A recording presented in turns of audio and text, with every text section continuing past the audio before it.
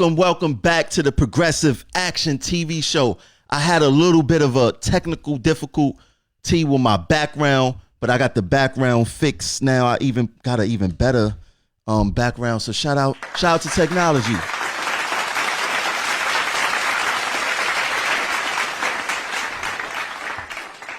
Now we ain't gonna waste too much time because we already did that. So I'm gonna remind you guys to make sure that you donate to the Progressive Action Toy Drive.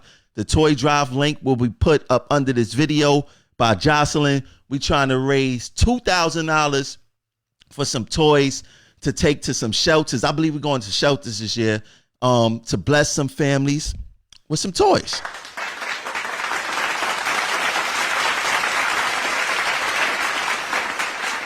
Shouldn't be nothing wrong with that.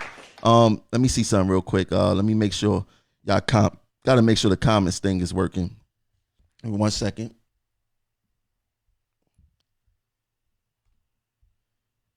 While I'm doing this, I need you guys to share out the video. Get your coworkers on board, get your family members, because we talk about stuff that happens in the community, things that happen on the job, all types of stuff. So if you're watching live right now, make sure that you share the video and get it out to your people. Let me put, well, I never remember to put my name up there. Let me put my name up there. Let me get this going. There we go. Yeah, so we're going to talk about a few things that's going on in the community and that's going on in transit. And first thing I want to talk about is the NYPD and the new chief tweet that he had put up. And he said, conversation and collaboration were on the agenda today at an important and productive meeting with NYPD's union leaders and execs from the PBA, the SBA, and everyone else. Now, I just want to be clear. I want to be very clear. The only type of collaboration I can imagine Pat Lynch would consider productive is a meeting with the police chief where he feels that his officers will be able to use force with impunity, no responsibility, do what they want without being questioned. And if you look really closely, look really closely at that picture, you will see nothing but smiles and happiness on these guys' faces. And if you look really closely,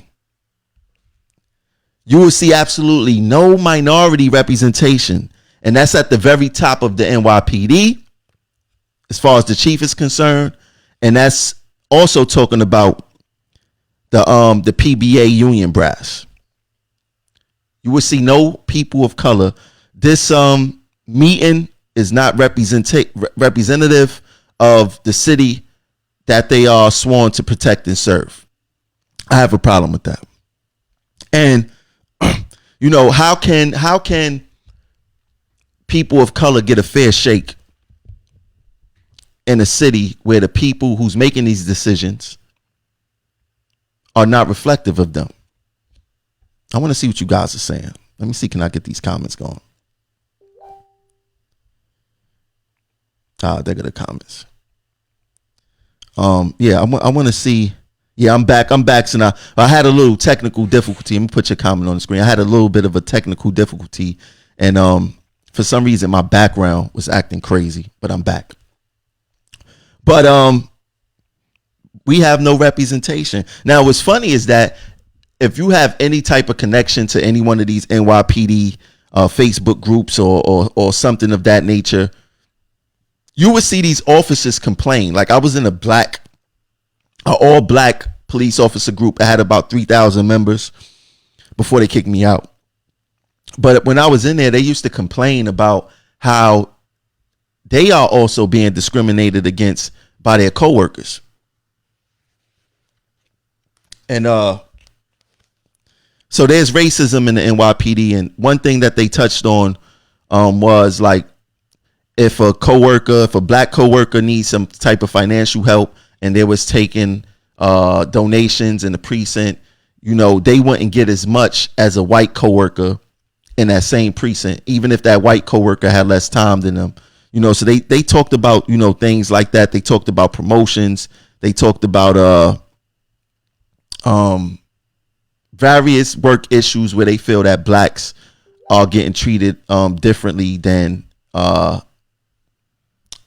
everyone else. So there's racism in the NYPD. And my question to the cops who experience this, then if you know that there's racism within your department, how can you not say that their policing strategies aren't racist?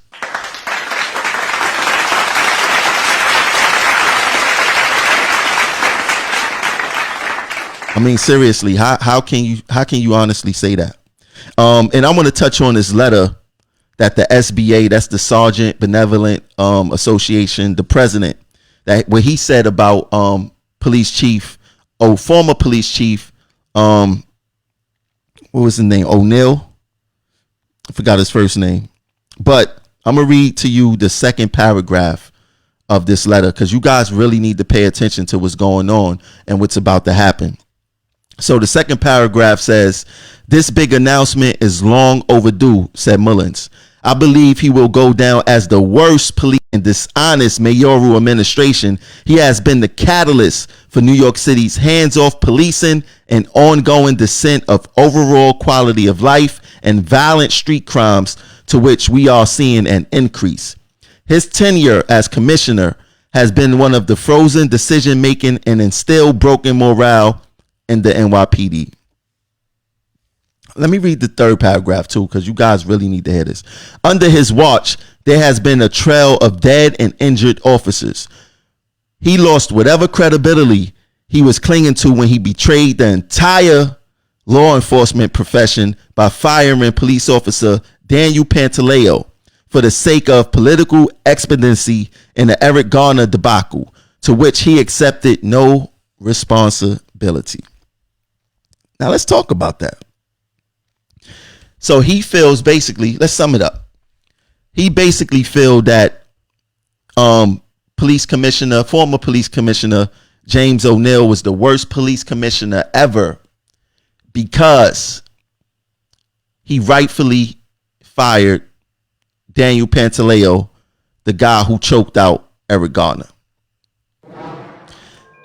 He's the worst police commissioner ever, because instead of using force, he instituted a hands-off policing policy and culture, which is long overdue and much needed.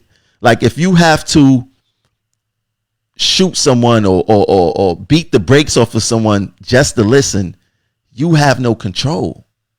So I support police officer former police commissioner James O'Neill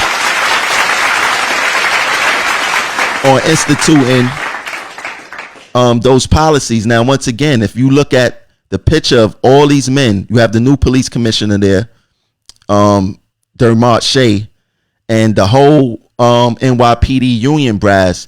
These guys are happy. So in my eyes, it seems like something productive went down. And the only thing productive that I feel that can make Pat Lynch smile is some kind of agreement being made that these police officers can police with impunity and no responsibility, and they don't want to be questioned. I really hope that this new police commissioner do the right thing and continue the hands-off policing work that Mr. O'Neill did. Now, the police have been taking a lot of hits in the media lately, where you had the situation with this one officer, this white officer, punching kids in the face at the J Street Metro Tech station. That went viral, and it did not look good for the NYPD. And then you had this incident. Let me just play the video for you guys. You're literally doing this right now? Are you fucking kidding me? She's just trying to sell some stuff. This is fucking ridiculous. She is fucking powerless right now, you assholes. That's in my memory. Yeah. In my memory.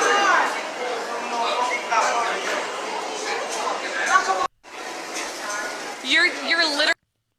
As you can see in that video, that's the video that went viral of the NYPD arresting a lady who sold churros in the Broadway Junction subway. Finally arrested her. Come to find out that she had like 10 fines or something like that. She didn't answer, and she wasn't following the law, whatever the case may be. So, like I said, the NYPD, they've been taking a lot of public relations hit. So in a strange turn of events, this article popped up in the Daily News. And it says, vendor bender. Ticked off MTA manager sparked churro crackdown, source says. Now, we must all pay attention to exactly where this is going, because it's very important. So the NYPD, what they decided to do was put the blame back on the MTA. And I'm gonna read to you what it says in the newspaper. Quick synopsis of it.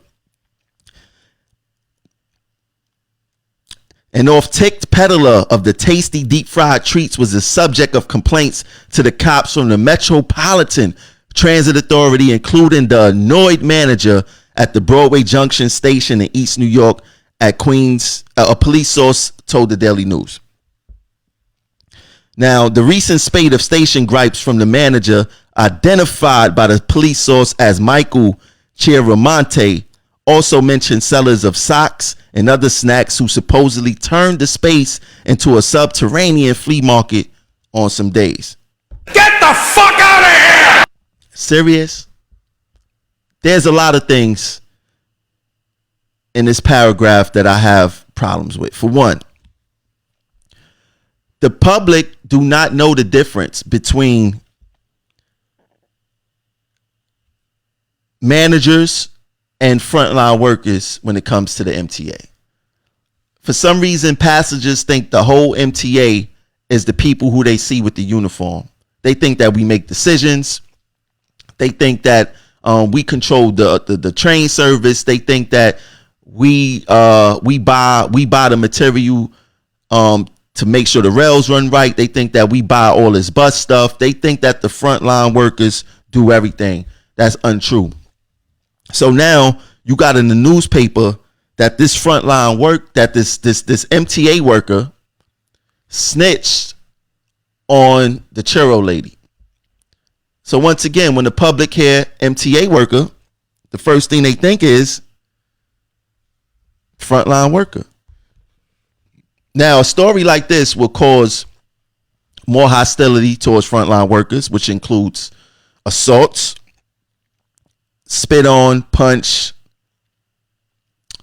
cursed at, verbally abused, all types of stuff. And I totally don't believe that this MTA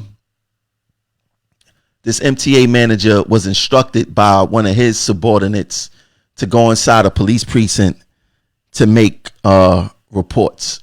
I don't believe that. I believe that he probably did this on his own time, because they got full anonymity to do what they want. They can move around the system as they want. So I believe that he probably went to the precinct himself during his journey, doing whatever he was doing, and told. I don't believe that it was thing that's going on in the subway that's up under his purview for him to go tell on the churro lady.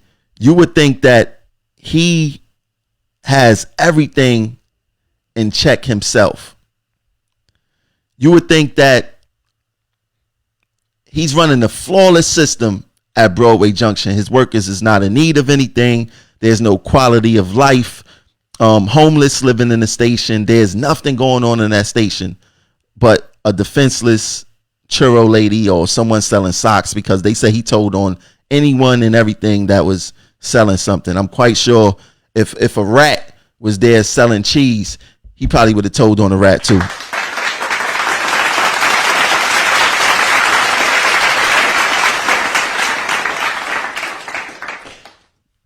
So that's why I'm upset. I'm not going to put his picture on the screen. I think that he's already embarrassed enough. Rightfully so. He should be embarrassed. In fact, if it wasn't his job duty to report this, I think that he should face some type of reprimand from the from the MTA regarding his job duties. And the next time, handle it the right way, because I spoke to managers and they said they was never told to report those type of incidences every day or at any time to the NYPD directly.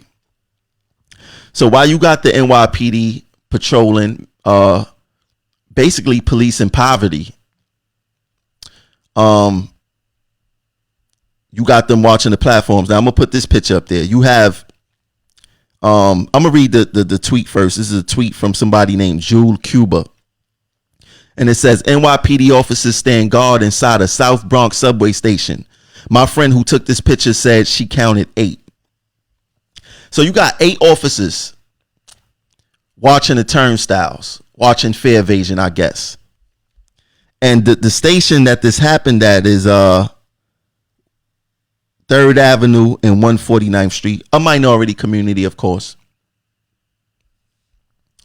And they standing there, I guess, watching for fare evaders. The issue that I have with that is when videos like this pop up the very next day. Now I'm gonna play this video. It may be a little graphic to you guys, but this is the reality of the New York City, the culture in the New York City Transit Authority, in particular, the subways. So watch this video and I'll be right back.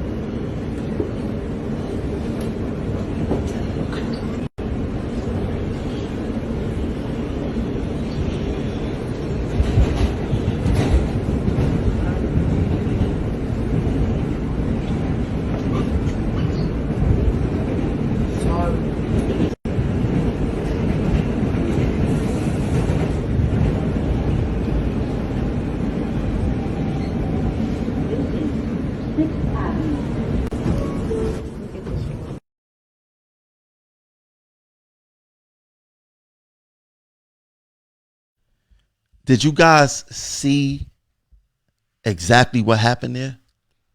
You had someone pull down their pants without a care in the world, pee everywhere.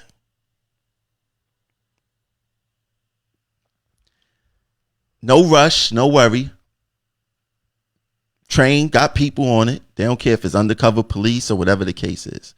This person sat there and pissed in the train.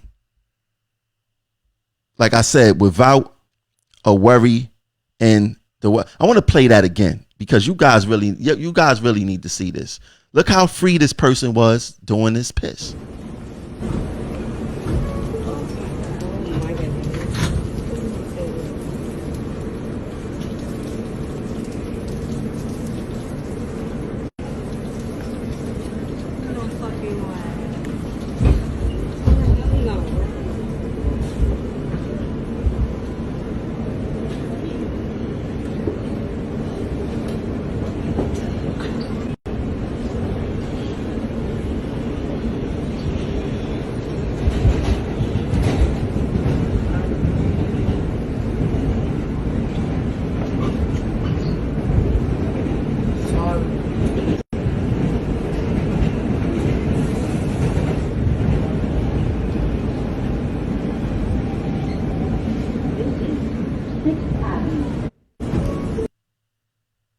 Get the fuck out of here!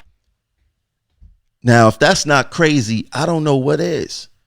This person, not a worry in the world, pulled down their pants and just peed. And like I said, you know where the cops is doing? You know where they at? They right there on the platform. Watching fare evasion.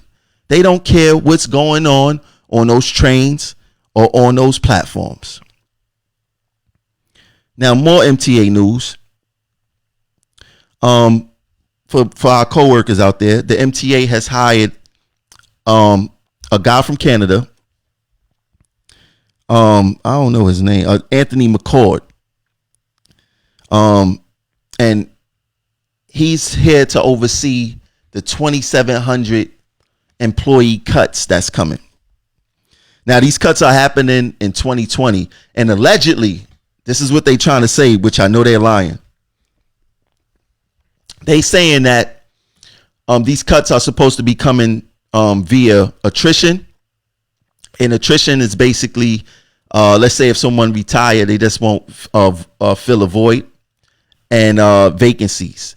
That's how they saying that they're going to achieve this 2,700, the cuts in employees. But they also said that other measures will be done if they can't achieve it through attrition and vacancies. And those other methods, make no mistake about it, they talking about layoffs. That's the only way it can happen. They talking about layoffs if they can't receive that whatever number they may be seeking per department to reach that 2,700 that 2,700 figure. So and they did touch on one of the board members, I forget his name today. He said that he doesn't know how the MTA presidents of the different agencies are going to function with a reduced supervisory staff. So someone like Byford, he will some of his staff will be cut, and I'm figuring superintendents, because they said the administrative position, superintendent is an administrative position, and other managers. Now, one thing that we're doing, and when I say we, I mean Progressive Action. One thing that we're doing is we putting together a list of supervisors who we feel are bullies, imposing their will, nepotism, cronyism, and we're going to present it to the TA. We are going to hopefully get them to look at certain type of managers, especially while they doing these cuts, because we don't wish for nobody to lose their job. But when you got certain supervisors who their focus is discipline, getting people days in the street and hoping that they lose their job,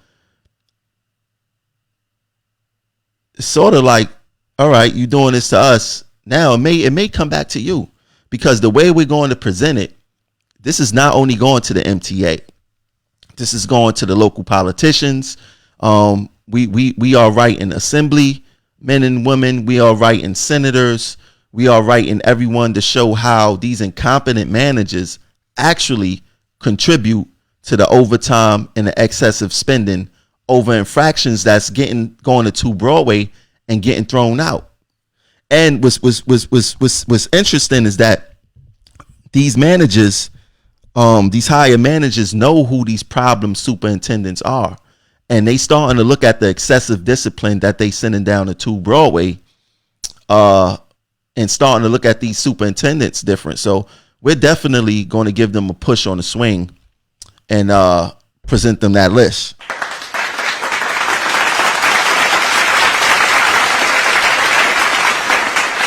Now I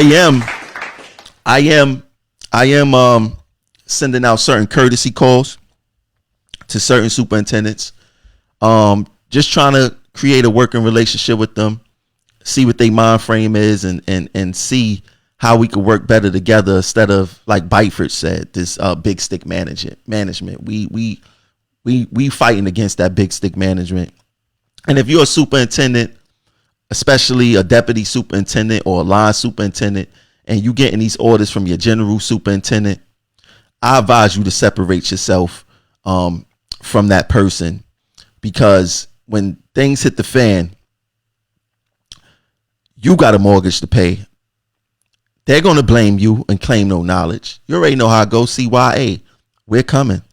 We're coming. All this abuse and bullying of the members, we are going to talk about it freely. We're going to talk about you. We're going to put your pictures up on the show. We're going to let the members know how you are,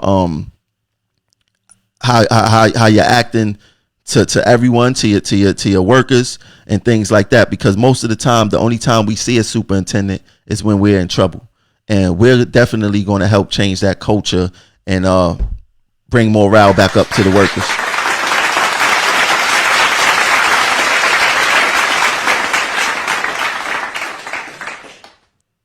I agree. LaShawn Craig said, incompetence create employment.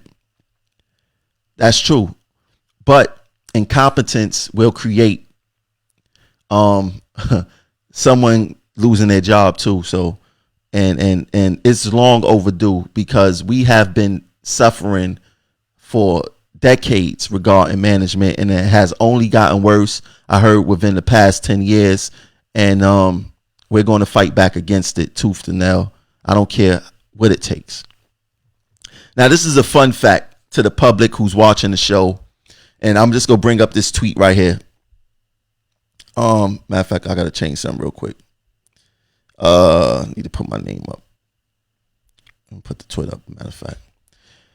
But this is a fun fact that you guys should know. It says Main Street bound 7 train service has resumed with minor delays after crews isolated a train with a soil interior at 33rd Street, Rawson, right?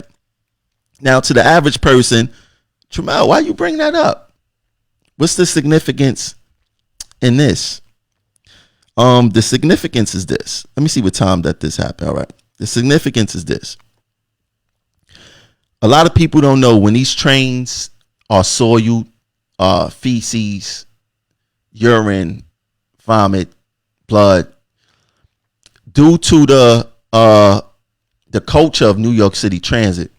And when I say culture, I mean the schedule-driven culture.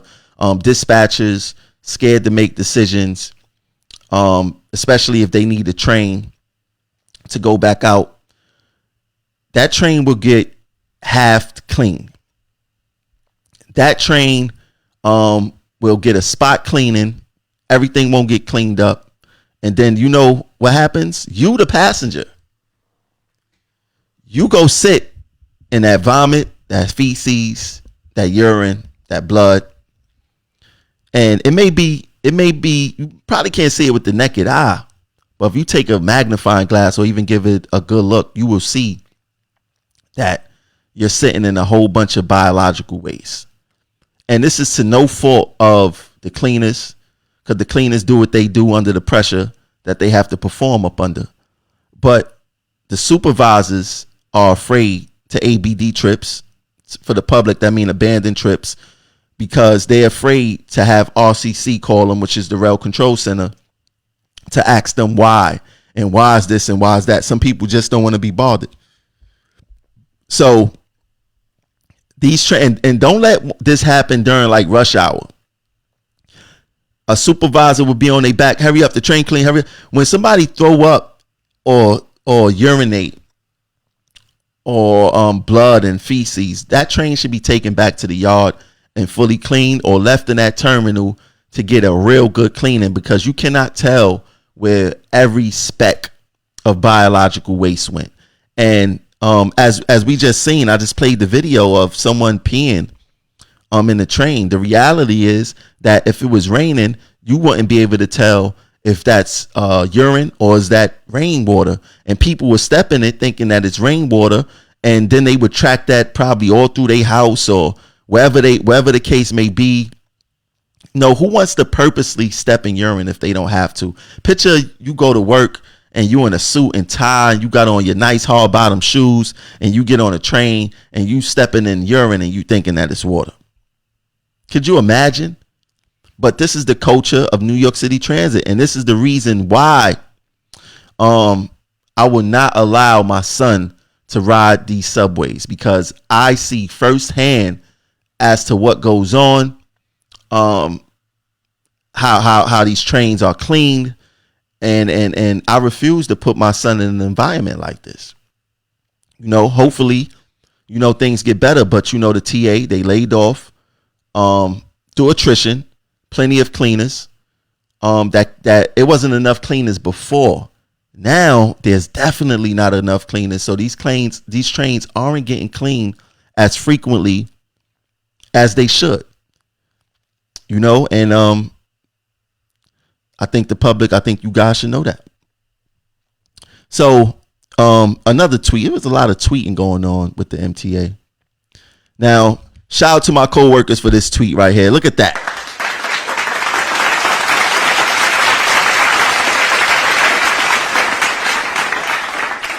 The numbers are in.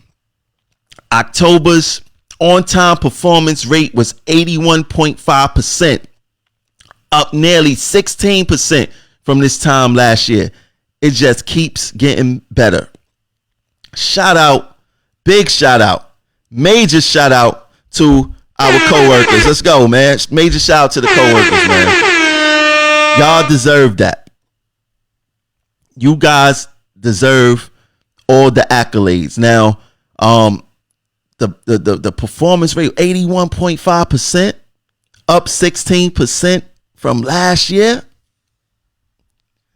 And you see the type of contract raises they try to give us when service is improving to the double digits. That wouldn't happen without us at all. So I would like to give props to all my coworkers that's moving these trains. I salute you guys, man. Y'all did a wonderful job.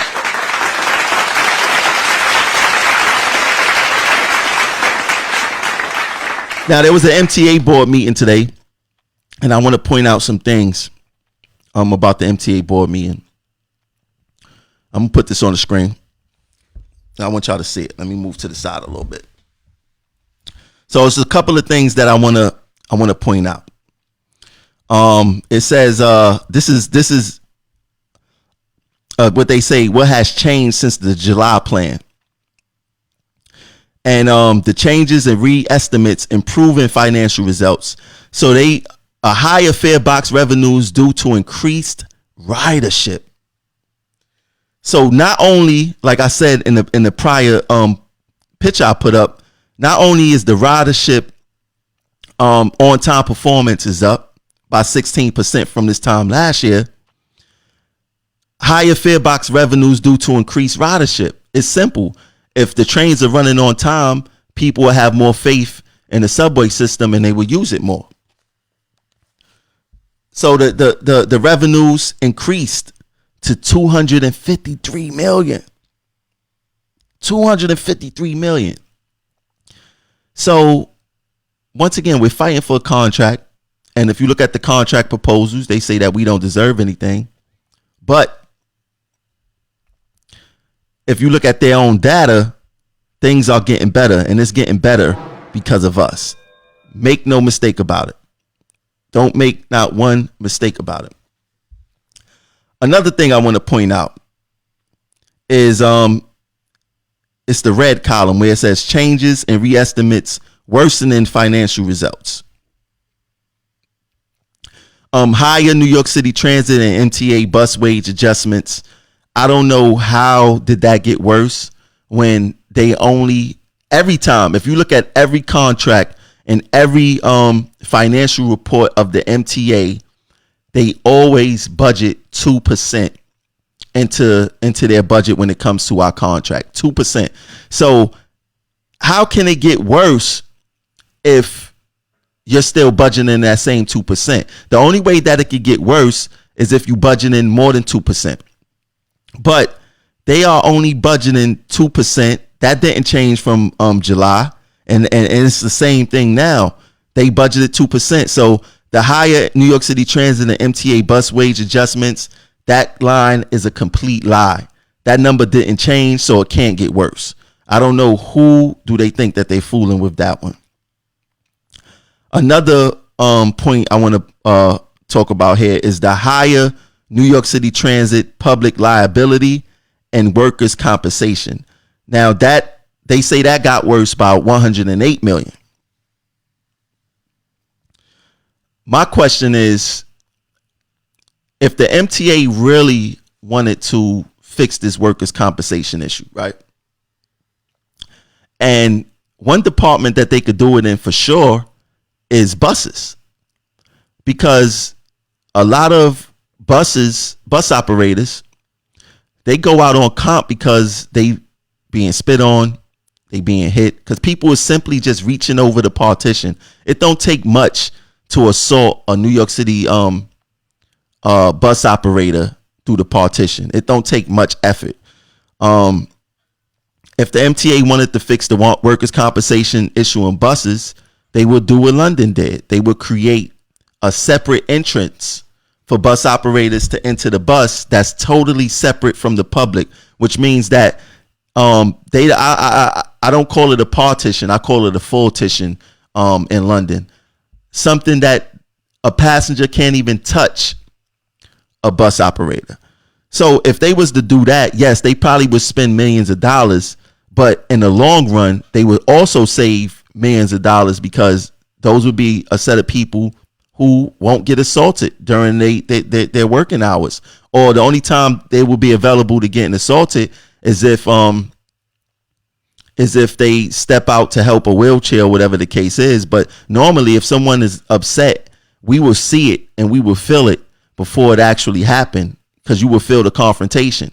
The thing is now is that when we feel a confrontation going on, we have no way to protect ourselves. We just sitting there, sitting ducks, just waiting for whatever to happen. And it happens because the partitions that they got now just wouldn't protect us. If they gave us actual, breaks and they stopped putting pregnant women on trains or pregnant women on platforms, or if they really increased the police presence in the subways and buses, then we won't go out on comp. Won't say we won't go out on comp, but it will limit how many people actually go out on comp. So if you have more police presence, that would deter people from assaulting us. If you stop putting pregnant women and create real light duty positions in New York City Transit, and stop putting these pregnant women on platforms, stop making them operate trains because they are getting assaulted on the platforms. They are hurting themselves 7 or 8 months pregnant trying to climb up a train or operate a train. What you think happened when they get injured? They go out on comp. And just to make it clear, it's 2 years for an assault and it's 1 year for an injury. So of course workers' comp is going to go up. Want to know why? Because service hasn't been all that good. Yes, the numbers have went up. Those numbers should be in the high 90s. But the fact of the matter is that people get frustrated at the system and they take their frustrations out on us workers. And if the MTA really want to address those issues, then they will. But they seriously don't, because they don't want to address those issues. So we don't want to hear about anything about workers' compensation and then that number going up, because you guys as managers aren't doing the right thing to make sure that these numbers are going down. Now, I want to play. I'm going to say this first. I like to give credit where credit is due. So I'm going to play this Samuelson video, and then I'm going to give you guys my opinion on a Samuelson video after it's done. So check it out. Clear about everything, crystal clear. We're bargaining a contract right now, and we're being told you have no operating money, but yet you're taking tens of millions of dollars, wage points worth of operating money that could be used to settle our agreements so that this system doesn't just continue to pressurize and transit workers get treated fairly and respectfully, as we've heard some of the speakers testify to. You continue to take money out of the operating budget, put it into the capital budget where we're flush with money, and then tell the unions that you have no money in the operating budget when you're taking money directly out of the fare box to pay for capital work that we're going to be flush with cash on. Well, that makes no sense. I just want everybody to understand that to be the case, and everybody to understand that that is leading to the ongoing frustration of transit workers. Because it's my sense, because I've seen this movie before many times, that if we were to settle a concessionary contract, which we're not going to do, if we were to settle a concessionary contract, all of a sudden there would be a pullback into the operating budget of the pay-go capital that you had slated to pay for capital. As soon as you cried poverty and got what you need out of us, the money would come right back into the operating budget and you'd have no problems at all. That's the way I see it. That's the way transit workers see it. I'm sure that's the way my union brothers on this board see it. And that money that's going from the fare box into capital is money that should be injected into this contract settlement to avoid whatever conclusion this is going to come to, whatever ugly conclusion we're on the way to. Clear about everything, crystal clear. We're bargaining a contract right now, and we're being told you have no operating money, but yet you're taking tens of millions of dollars, wage points worth of operating money that could be used to settle our agreements so that the system doesn't just continue.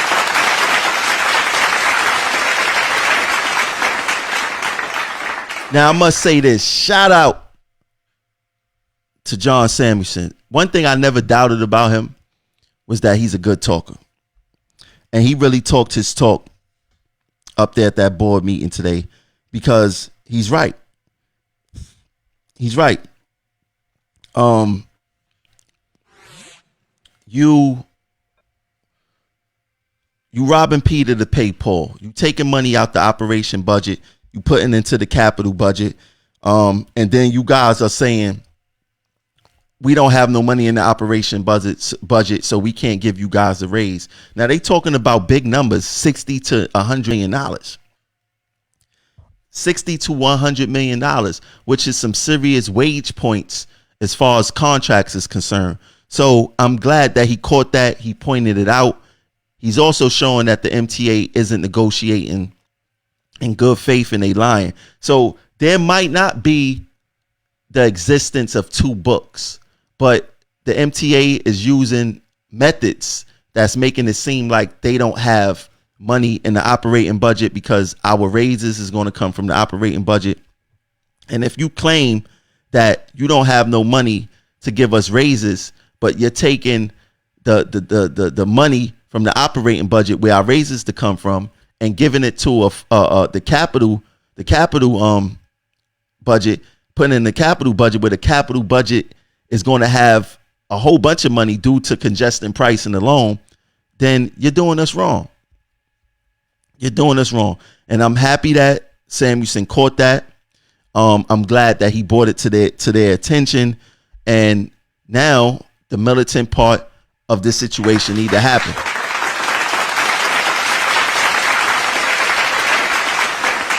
because don't get it twisted. Do not get it twisted. I don't believe that Samuelson is militant in no form or fashion. I believe that he's a good talker. He knows what to say. He sounds passionate in what he says, and he can fool you. But Samuelson is not militant at all, and he needs to get with some militant workers and really organize a real fight back against the TA, because all of this sound good. Samuelson says a lot of stuff that sounds good and riles you up, but where's the action? And that's the concern that I have right now. Where is the action? Now, I brought this topic up before about physically taxing titles and positions. And a lot of people, well, it was some time ago, so you guys probably don't remember. But there's a nicest thing called physically taxing titles. Matter of fact, let me put it on the screen. Let me get it. Put this on the screen for you guys. Probably can't read it, but there's a thing called physically taxing titles. And physically taxing titles basically let you retire as early as age 50 with 25 years of credited service in a physically taxing title. And this is only for tier 4 workers in the nicest pension who falls under chapter 96 of that nicest pension. So, but the thing is that I want to bring up here and compare is how these particular workers who fall up under this title because of physically taxing positions, the city have recognized that because of the strenuousness of some of these positions, they don't have to do 25-55 like everyone else. They could just do 20-55 or 50-25. They could retire at 50 with 25 years of service because of certain job positions. Now I'm gonna put on the screen certain job positions in which they consider physically taxing. You got electrician's helper. You have elevator mechanic. You have city park worker. You have construction laborer. And I'm just going through the list, finding random titles to bring up. You have bridge and tunnel maintainer. You have bridge painter. You have deputy sheriff. You have foreman auto machinist. You have foreman water and sewer systems. You have exterminator. You have a farmer. You have assistant resident building superintendent. You have a boiler maker. Let me go through another list. Let me put another list up there. You have a foreman bricklayer. You have a glazer. You have a housing fireman. You have a line repairer. You have a mate. I don't know what that is. You have a painter. You have a motor vehicle dispatcher. You have plasterers. You have gas fitters, mason helpers. You have scowmen. Let me go to another list.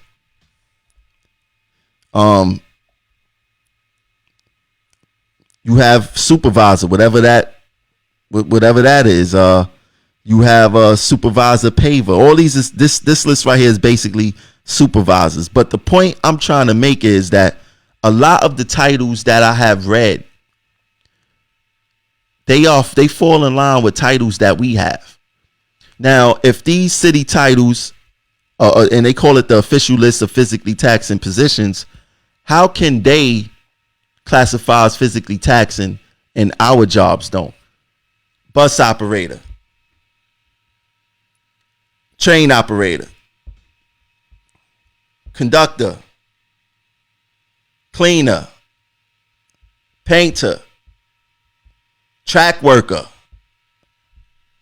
All of those titles are physically taxing titles. Meanwhile, they have us working 25-55, and then they give us a tier 6 pension. So not only are our titles physically taxing, but we also have to work longer to get our pensions And then a lot of us is subject to a reduced pension, via tier 6. Now, I think that the union should look into possibly getting transit workers a physically taxing position on this list. I think that, for us tier 6 workers, if they want us to live under these tier 6 conditions, we definitely should have our titles fall under these physically taxing positions. Because if you look at a lot of the workers who's about to leave the job, they walking funny, and it's not because they old. They have hip problems, knee problems, back problems. Some of them leave with cancers and all types of ailments. It's very rare that someone leave this job the same way that they came in. Firefighters, they basically leave the same way they came in. Police officers, unless something drastic happened, not because of their everyday duties of work. And firefighters and NYPD officers, they can retire early. 22 years of service. While transit workers, like I said, if you come into transit at like 22, you're going to end up doing like 30 something years, almost 40 years before you could retire. I don't feel that that's right. And I don't feel that that's how it should be. But we need to start having this conversation. Remember, Tramel told you guys about the physically taxing positions. Ask your union reps about the physically taxing positions, because I'm quite sure they don't know about it, but I'm quite sure they're going to watch the show and do some research and then probably make excuses as to why we can't get it. We don't know what we can get until we actually fight for exactly what it is. So maybe we need to go to Albany or get one of these lawmakers to draft a bill to say that transit workers should fall up under the physically taxing titles and positions, or whatever the case is, because I don't understand for the life of me how a lot of these titles, I'm gonna put the titles back on the screen. How can a lot of these titles fall in the purview of physically taxing and none of our titles do? This is a conversation that we need to have, and we need to see how can we become physically under the physically taxing positions, because this is crazy. I mean, I did an interview today with Nicole Jelinas, and it was a good. It's gonna drop on the podcast. I may drop it tonight. You never know. I may put it out there tonight. But for those who don't know, Nicole Jelinas, she works for the New York Post, and she's very vocal on MTA workers. Like she speaks from a position of what we shouldn't have. At least that's how it comes across. Like she said that we have lavish pensions. Our health care need to be cut. We supposed to have wage freezes during this contract. She advocated for that. And I had the opportunity to interview her today, and we spoke. That the podcast is actually for an hour and 40 minutes. So it was a great interview. Yeah, Alex, nurses wanted through a lawsuit, and it took them 10 years to actually win that. And like I said, if a nurse get a physically taxing, if they position is considered physically taxing, then how a bus operator, how a train operator, a conductor, a cleaner, a track worker, a painter, even in that list that I posted, you have painters there that fall under physically taxing. And if you check, I believe the Department of Labor website about physically taxing positions, they tell you positions where you forced to sit for hours on at a time, and they explain if you work in a certain noise environment and things like that, they explain these physically taxing positions, and I don't understand how we don't fall under a lot of those positions, or whatever the case is. But check this out. Back to the podcast. I interview her. It's a great interview, and she did a good job, answering the questions. I don't feel that she ducked anything. And for some reason it feel like her narrative is different speaking to her versus reading it. But, you know, I think it's a very important interview that you guys should listen to. It will be on the SoundCloud. Like I said, it may be up there tonight, but definitely tomorrow it's going to be up there. And you guys need to check that out. Now, I need you guys to share out the show. For some reason, I'm blocked from sharing out the show. I abuse the feature according to them. But I need you guys to share out the show. Invite people to the page. We got look. We got a whole bunch of platforms for you guys to keep in contact with us. We have Twitter. You can follow us on Progressive Act, PROGRESSIVEACT. We have, what's popping up next? We have Instagram. You can follow us on Progressive Action. It's right there on the screen. If you got that, follow us on Progressive Action. We have YouTube. This video will be on YouTube at Progressive Action. You just got to search Progressive Action and we will pop up. Subscribe to the channel. I'm quite sure there's people watching us live right now.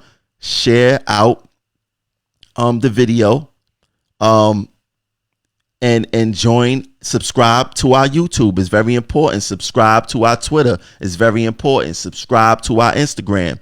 It is very important because we are talking about things that the public should know. And as long as the public is in the dark on the things that we need them to know and support us behind, we're never going to get any kind of damn real support around here.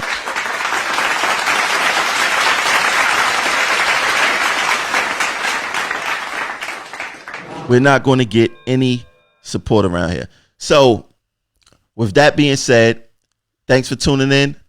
I'll catch you guys later. Oh, before I go, do not forget to donate to the Progressive Action Toy Drive. We're trying to raise $2,000. We will be going to shelters to deliver the toys to families in need. So donate to the toy drive. It's in the link of this video. It's in the comments. Jocelyn posted it in the comments. Donate to the toy drive, please. And donate to the regular Progressive Action platform also, which includes keeping the show up running and doing things of that nature. I thank all of you for tuning in. I'll catch y'all later. Peace.